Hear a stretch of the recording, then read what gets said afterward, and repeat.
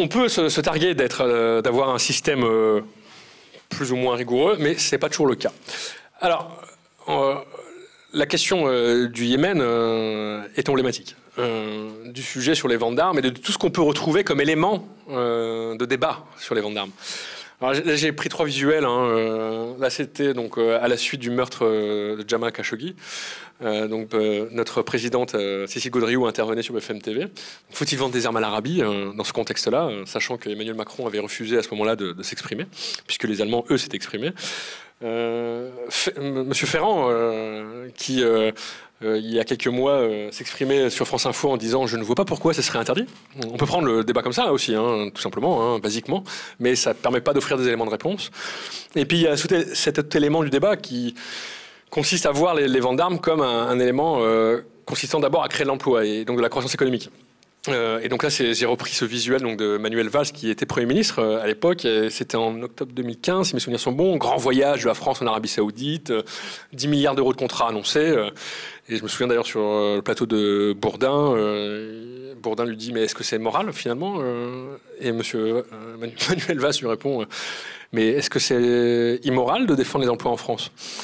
C'est toujours un des grands débats qu'on nous renvoie. C'est-à-dire...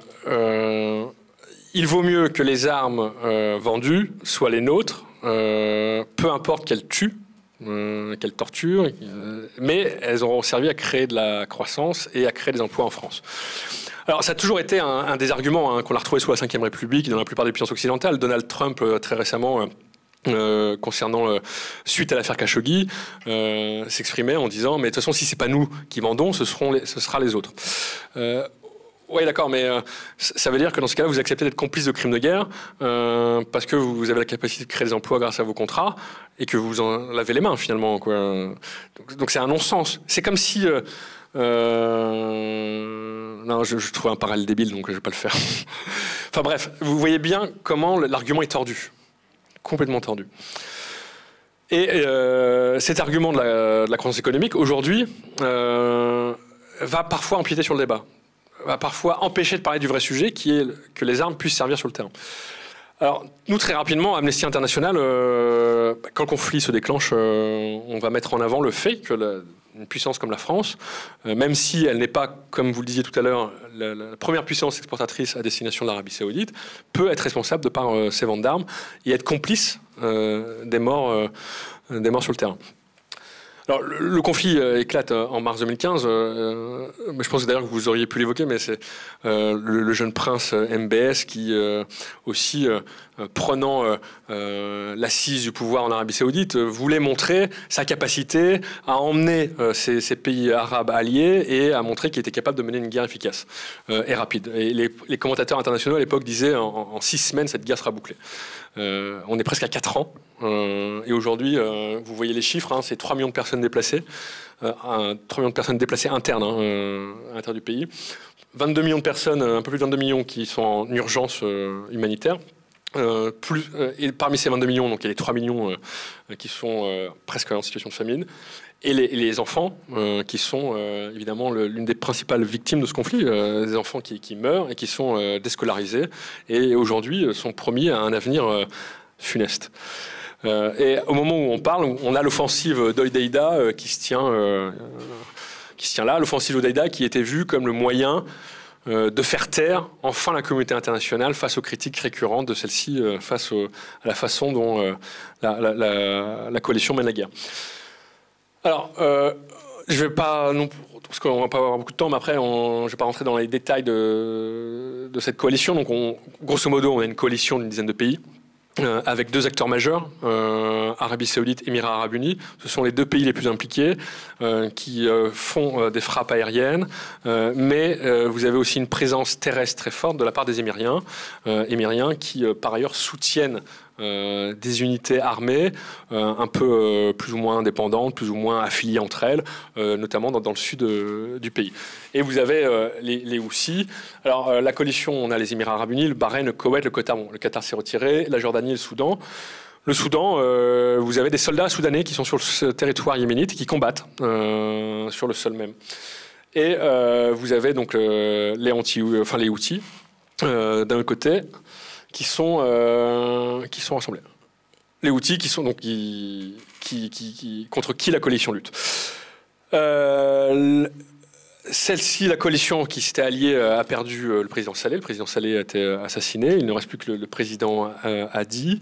On ne peut pas dire que le pays aujourd'hui est une structure politique. Il y a un parlement qui existe, mais le parlement il est composé essentiellement de Houthis. Et l'ensemble des factions, des partis au conflit, aujourd'hui, il n'y en a pas une qui est exempte qui est exempt de cette responsabilité en termes de violation du droit international. Toutes ont commis des exactions. Que ce soit la coalition internationale, par exemple en faisant des frappes indiscriminées, en allant frapper des hôpitaux, des mosquées, des écoles, des cérémonies funéraires, des résidences privées, des usines de sucre, etc. Alors très souvent, on nous dit oui, ils sont équipés au sein de la coalition d'armes de très grande précision. Alors, ce qui est assez étonnant, c'est qu'on a une coalition de 10 pays qui sont armés avec les armes de la plus grande technologie, et notamment de bombes à guidage laser, de systèmes embarqués sur des avions de combat qui permettent de cibler donc des cibles déterminées. Donc on appelle ça des pods à guidage laser. Mais ces pods à guidage laser, ils sont guidés par qui? Par un pilote. Il y a un copilote à l'intérieur de l'avion, donc c'est le copilote qui décide de dire quelle cible on va désigner avec le laser.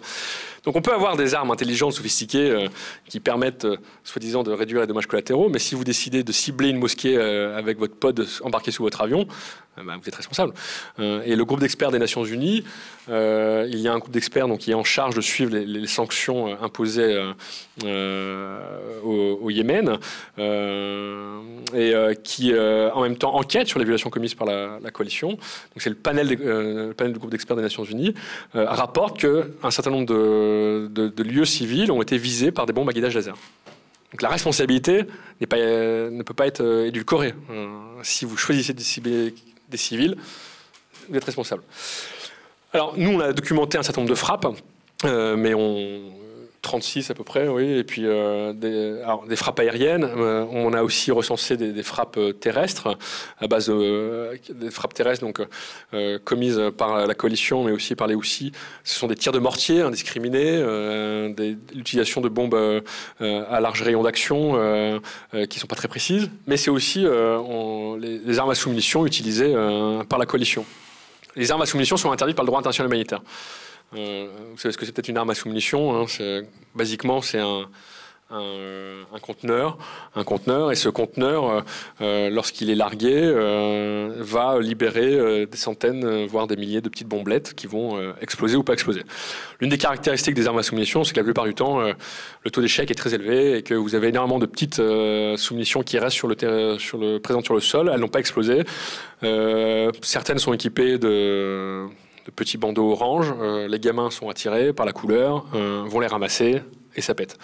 Donc c'est la double sanction, les armes à sous-munitions, parce que vous les recevez sur vous, et une fois, si elles n'ont pas sauté, et que vous avez survécu, vous pouvez quand même être victime encore d'une arme à sous-munitions. Et par ailleurs, les armes à sous-munitions vont polluer des zones considérables, empêchant l'agriculture, etc. Donc c'est vraiment un fléau.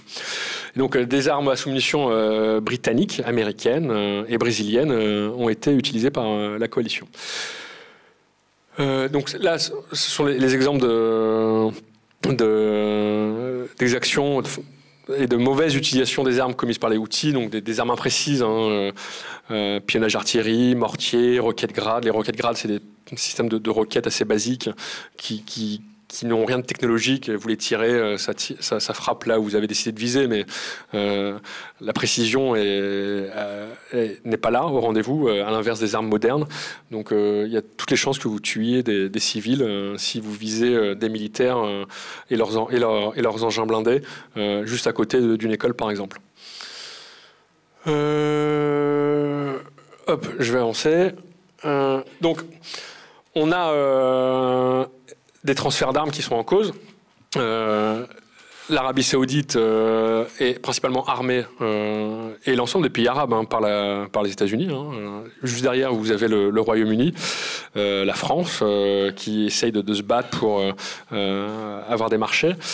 Les États-Unis, alors je vous ai choisi cette photo parce que c'est la visite de Salman suite à la visite de Trump. Donc il va à Washington et Trump à la Maison Blanche fait la conférence de presse et il montre en quoi les ventes d'armes sont bénéfiques à l'économie américaine. Et les ventes d'armes des États-Unis vont créer 40 000 emplois. C'est ce qu'il explique. Et il explique devant tout le monde que finalement tout ça c'est des cacahuètes pour les Saoudiens. Voilà. On voit l'argent est là, effectivement, l'argent circule et l'argent du pétrole circule pour acheter des équipements. Alors la France, donc c'est le troisième exportateur d'armes, comme on l'a vu. Alors juste très rapidement, enfin, ce qu'on voit, ce qui est intéressant, c'est que pendant très longtemps, pendant la première décennie des années 2000 et avant, mais le graphique ne va pas aussi loin, les ventes d'armes françaises stagnaient un peu. Enfin, c'est quelques milliards, rien à voir avec les montants affichés par les États-Unis. On est sur des échelles en moyenne de 8 à 10 milliards d'exportation pour la France. Mais à partir des années 2012, vous voyez bien le pic des prises de commande, il y a une explosion. Il y a une méthode Le Drian qui se met en place. Et c'est peu de le dire, hein. C'est-à-dire qu'on a un ministre de la Défense qui a cherché à structurer délibérément une équipe ministérielle en lien avec les industriels pour réussir à vendre. Parce que la vente, comme il l'a fait expliquer par un cabinet d'audit, contribue à diminuer le déficit de la balance commerciale en France. Ça, c'est les principaux clients de la France en termes de prise de commande. Donc, vous reconnaîtrez, c'est les 20 premiers clients de la France. Hein. Donc, vous le verrez tout de suite. L'Arabie Saoudite, donc c'est le deuxième. Les Émirats Arabes Unis sont sixième. Le Koweït, 12e. Le Maroc, 10e. Le Qatar, 3e. Et voilà. Donc, en fait, parmi les membres de la coalition, on retrouve un certain nombre de clients français. L'Égypte est 4e.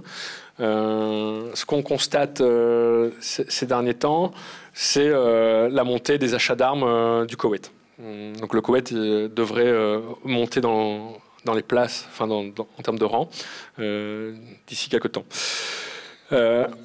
Alors c'est bien de parler de montants et d'avoir une certaine idée des livraisons. Là, sur 2017, on apprend que la France a livré pour presque 1,4 milliard d'euros d'équipements militaires à l'Arabie Saoudite et 226 millions aux Émirats Arabes Unis à peu près. En fait, ces montants ne veulent rien dire. Ça donne une échelle, mais à quoi ça correspond ? Est-ce que 1,4 milliard d'euros, ça correspond à 40 tonnes de munitions guidées? Est-ce que ça correspond à 2 navires de guerre? Est-ce que ça correspond à un satellite? Est-ce que ça correspond à 100 tonnes de munitions? On n'en sait rien. Ça ne veut rien dire. Alors, les montants sont intéressants, sont un indicateur, permettent d'évaluer la position des États exportateurs, savoir comment ils se positionnent sur un marché, permettent d'évaluer leur niveau de livraison, de prise de commande. Mais in fine, ce qui va nous intéresser, c'est de savoir ce qu'on exporte. Si on exporte des véhicules blindés, il est évident que la notion de risque attachée à la fourniture de véhicules blindés n'est pas la même chose que si on vend un système de défense antiaérien. Un système de véhicules blindés, vous pouvez le balader sur une zone de combat et aller contribuer à commettre des violations graves du droit international, alors qu'un système de défense antiaérien qui vise à défendre votre territoire et votre espace aérien, le risque de violation du droit international militaire, il est complètement minimisé. Donc l'intérêt pour nous, c'est de savoir exactement ce qu'on vend. Alors, je ne vais pas rentrer dans tous les détails de ce qu'on vend, mais et juste avant, je ferai une parenthèse. Ces derniers temps, le président Macron, Le Drian, Florence Parly ont commencé à nous expliquer que l'Arabie Saoudite était un client modeste. Non, on l'a vu, hein, c'est le deuxième en termes de prise de commande, et surtout, c'est le deuxième en termes de livraison aussi. Et en fait, comme je viens de le dire, c'est pas parce qu'on a un client modeste qu'on n'a pas de responsabilité dans le conflit. Tout dépend de ce qu'on exporte concrètement. Alors la France a exporté des navires de guerre, par exemple aux Émirats Arabes Unis. Les corvettes Baynouna, ce sont des corvettes qui ont été exportées avant le début du conflit. On pourrait nous dire, mais on n'est pas responsable si ces corvettes servent au blocus qui est imposé au Yémen. Oui, mais non, parce que vos corvettes, vous assurez encore la maintenance. Donc vous pouvez interrompre la maintenance et nuire au déploiement de ces corvettes. La France a fourni des avions Mirage 2000-9 aux Émirats Arabes Unis. C'était avant le début du conflit. On n'est pas responsable. Et puis on ne peut pas reprendre ce qu'a expliqué récemment Florence Parly, c'est qu'on ne peut pas reprendre les avions. Oui, mais c'est vous qui assurez la maintenance de ces avions. Et vous avez signé un contrat à la fin 2017 pour, comme on dit, upgrader, c'est-à-dire mettre à niveau technologiquement ces avions. Vous aviez le choix. Ces Mirage 2000 sont utilisés dans le cadre des bombardements aériens au Yémen. Des véhicules blindés. La France en a fourni 2015, 2016, 2017, un peu plus de 600 aux Saoudiens. Des chars de combat. On a vendu des chars de combat Leclerc aux Émiriens. C'est le seul client qui les a achetés d'ailleurs. Vous en avez certainement entendu parler. Il y a eu une grosse affaire de corruption sur la vente de ces chars. On va nous dire, mais les chars, on les a vendus avant le début du conflit. On n'est pas responsable. Sauf que les véhicules blindés, enfin les chars de combat qu'on a vendus aux Émiriens, aujourd'hui ne roulent que parce qu'il y a une maintenance française. Et parce qu'il y a des munitions françaises qui sont utilisées. L'artillerie, pareil. On a vendu de l'artillerie. Donc on a vendu de l'artillerie avant le début du conflit, des canons César. Donc les canons César, c'est en fait basiquement c'est un canon qui fait 155 mm. Vous imaginez un peu un gros tube monté sur un camion. Un camion, ça fait quoi? Ça se déplace. Et donc ils nous disent ces canons sont situés à la frontière entre le Soudan, entre l'Arabie Saoudite et le Yémen, donc à la frontière sud. Oui, mais enfin, vous avez la preuve que ces canons ils restent à la frontière? Qui font pas des percées sur le territoire pour aller abattre une poche ennemie, on n'en savait rien, quoi. C'est ce genre de considération. On a l'impression de tomber dans des considérations un peu triviales parfois et un peu simplistes, mais c'est un peu la réalité. Armes légères de petit calibre, alors on ne sait pas pourquoi, les Saoudiens ont acheté à la France un peu plus de 1000 fusils de précision. Alors, la Russie est en guerre. Donc 1000 fusils de précision, ça a une signification. C'est pas comme si c'était un pays en paix. Et évidemment, très souvent dans le débat aujourd'hui public, on évacue tout ce qui est maintenance, formation et assistance technique. Oui, pardon, il y a des coquilles techniques. La France est l'un des rares pays à vendre des systèmes d'armes complets. Mais dans la façon dont sont conçues les exportations, on fournit de la maintenance avec. Et on fournit le service après-vente. On ne fait pas un marché d'armement sans fournir le service après-vente, parce que c'est 5 ans, 6 ans, 10 ans de contrat assurés derrière. Et d'ailleurs, les navires de guerre qu'on a vendus aux Saoudiens avant le conflit font aujourd'hui l'objet de contrats de rénovation et de maintenance. Donc la responsabilité, elle est là. Elle reste là, parce que ces navires de combat servent dans le cadre du blocus. Aujourd'hui, la France fournit l'ensemble du spectre des armes que l'on peut voir sur un marché. Donc armes aériennes, armes navales, armes terrestres. L'ensemble de ces armes sont possiblement utilisées dans le cadre du conflit. Aujourd'hui, on n'a pas la preuve que les armes françaises ont servi à commettre des violations graves du droit international humanitaire, mais on sait qu'elles sont utilisées. Les Mirages, les navires qu'on a vendus servent au blocus, potentiellement l'artillerie, et on sait qu'une grosse partie du matériel va servir va faire l'objet d'une maintenance. Donc ça, c'est le char Leclerc. Alors le char Leclerc, en plus, a la particularité d'avoir été vendu avec ce qu'on appelle un kit Azur, c'est la grosse tourelle là au-dessus. C'est en fait une tourelle qui permet de faire du combat urbain. Alors on imagine bien que faire du combat urbain à Hodeïda ou à Den ou Sanaa, etc., c'est possible. Donc nous, ce qu'on a fait, c'est qu'on a demandé, effectivement, comme on le disait dans la vidéo, à des avocats de travailler sur la légalité des ventes d'armes françaises par rapport au traité sur le commerce des armes. La question étant, concernant tous les contrats et toutes les livraisons qui ont lieu depuis 2015, est-ce que ces contrats sont valables au regard du droit international? Et ce qu'explique l'étude, c'est qu'il existe un fort risque que les ventes d'armes françaises soient illégales. Alors les Français attendent, au sein du pouvoir, a priori qu'il y ait ce qu'on appelle le smoking gun. C'est-à-dire qu'on ait la preuve qu'une munition, par exemple, ou qu'un avion a bien bombardé un village ou un hôpital. Mais ce qu'il faut bien comprendre, c'est qu'on n'est pas là. On est sur la notion de risque. Le simple fait, aujourd'hui, de fournir de l'artillerie aux Saoudiens, alors qu'il y a un conflit et que l'on sait que les Saoudiens ont commis avec la coalition, de nombreuses violations graves du droit international humanitaire, largement documentées, et notamment par le dernier groupe d'experts éminents mis en place par le Conseil des droits humains l'année dernière, que ces violations sont susceptibles des crimes de guerre, on ne doit pas vendre. Parce qu'il y a ce risque que ces armes puissent servir à tuer des populations innocentes. En France, vous avez une ONG qui a lancé une action en justice, qui a saisi le Conseil d'État pour faire annuler l'ensemble des licences d'exportation délivrées par les autorités françaises depuis le début du conflit. Ce type d'action se répète un peu partout et c'est étonnant. Le conflit au Yémen malheureusement, donne de l'écho pour faire vivre le droit international tel qu'il existe aujourd'hui, donc le traité sur le commerce des armes, les législations nationales comme celle existante au Canada, qui est assez contraignante, et ou la position commune de l'Union européenne. Et donc vous avez au Canada un groupe de jeunes qui s'est rassemblé autour d'un ancien député et prof de droit qui conteste une vente de véhicules blindés canadiennes aux Saoudiens, sachant que ces véhicules canadiens ont été repérés dans des offensives. Et donc ils veulent faire annuler une partie du contrat puisque tout n'a pas été livré. En Belgique, Amnesty Belgique est énormément mobilisé. Donc là, c'est le coq wallon, je crois, le coq wallon de l'équipe de foot wallonne. Donc ils l'ont détourné, Amnesty Belgique, pour l'ensanglanter. Il faut savoir qu'en Belgique, récemment, le Conseil d'État belge a annulé 7 licences d'exportation de la FNR Stahl, donc qui étaient destinées à livrer des armes légères de petit calibre aux Saoudiens. Donc le juge a considéré que le risque était trop fort que ces armes servent à commettre des atrocités au Yémen et a décidé d'annuler la vente d'armes. C'est un peu inédit. Et évidemment, ailleurs, en Grèce, récemment, on en a peu entendu parler, mais c'est un fait, un contrat de 300 000 obus d'artillerie devait être réalisé. Et finalement, face à la contestation populaire, ce contrat a été annulé. En Finlande, pareil, les Finlandais ont découvert que des véhicules Patria servaient dans le cadre du conflit. Donc, ils se sont engagés à ne plus fournir d'équipement.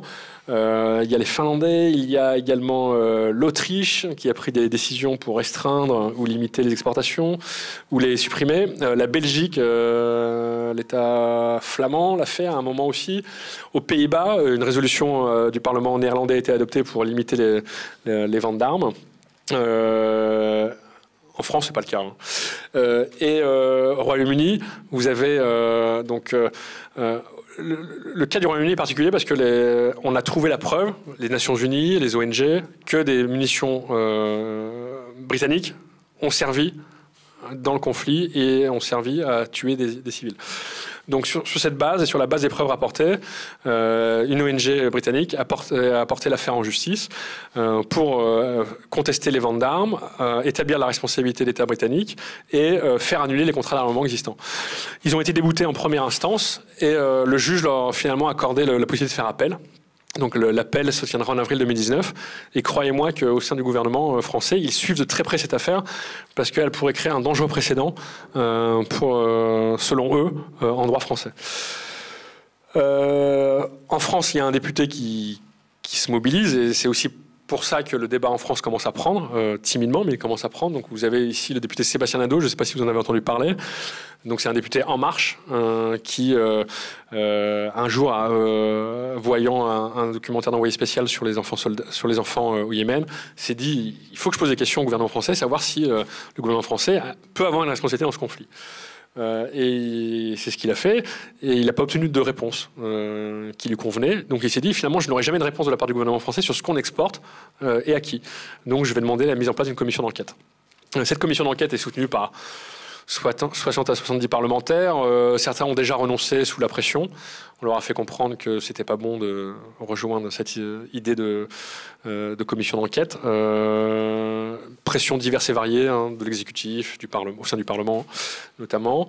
Et il y a une opposition de la Commission des Affaires étrangères aujourd'hui à voir cette commission d'enquête être mise en place. La commission des Affaires étrangères à l'Assemblée nationale est dirigée par Maëlle de Sarnez, qui est députée MoDem. Et il y a une inquiétude à remettre en cause l'exécutif s'il y a une commission d'enquête qui établirait des responsabilités. Donc il y a opposition qui se traduit sur des batailles de procédure, en contestant à Sébastien Nadeau le fait qu'il ne respecterait pas le règlement intérieur de l'Assemblée nationale, ce qui n'est pas le cas. Et donc elle s'est quand même engagée, histoire de faire passer la pilule et de donner un hochet aux gens, à créer une mission d'information. Cette mission d'information a été créée, ça y est, on attend maintenant sa méthodologie. Et cette mission d'information vise à étudier comment le Parlement français pourrait être plus présent en termes de contrôle d'exportation d'armes, puisqu'en France, le Parlement n'est pas du tout associé au contrôle d'exportation d'armement.